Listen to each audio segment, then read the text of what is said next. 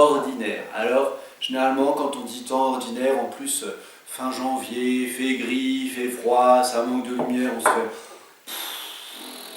Franchement, c'est retour à la normalité, et on risque de vivre le temps ordinaire comme si, en fait, rien s'était passé. C'est quand même triste, quoi. Et la liturgie, qui est quand même à la fois intelligente et maternelle, nous donne deux textes hyper intéressants hier à la messe. Vous avez la lettre aux Hébreux, autrefois le Seigneur nous a parlé de manière fragmentaire et tout, badar, machin. Aujourd'hui, il nous a parlé dans son Fils. Et puis, tu as l'appel des premiers disciples dans l'Évangile. Et du coup, c'est intéressant parce que on a célébré le Verbe fait chair pendant 3 semaines. La lettre aux Hébreux te dit, regardez Jésus. Dieu nous dit tout en lui. Et puis tu vois Jésus qui appelle ses disciples. Et du coup, en fait, ça nous montre que le temps ordinaire, c'est le temps pour devenir disciple.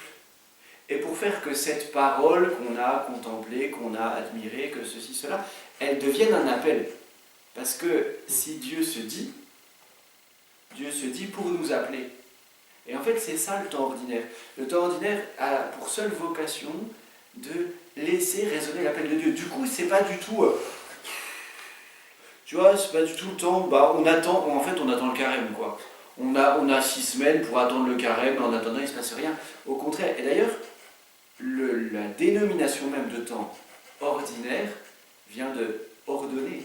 C'est le temps ordonné, et c'est le temps où, en fait, où on l'appelle aussi le temps de l'Église, le temps où, en fait, on médite que tout le temps est ordonné au retour du Christ et ordonné à la venue de Jésus et à la communion plénière avec lui. Donc, en fait, c'est quand même...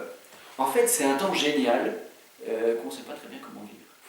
Et puis, c'est peut-être aussi pour ça, ou en tout cas, ça peut nous parler, de dire que le temps ordinaire, c'est le temps où on célèbre en vert, c'est la couleur de l'espérance, vert c'est la couleur de la croissance.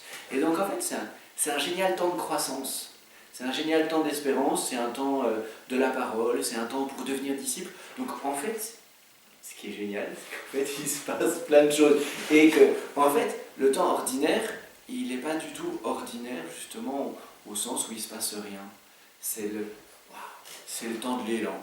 Et donc en fait j'ai envie de souhaiter à toi, à nos frères, à tous ceux qui nous regardent, plein d'élan pour le temps ordinaire, et que justement, pendant ce temps ordinaire, le désir grandisse, parce que plus le désir grandira, plus on vivra un carême qui sera fructueux.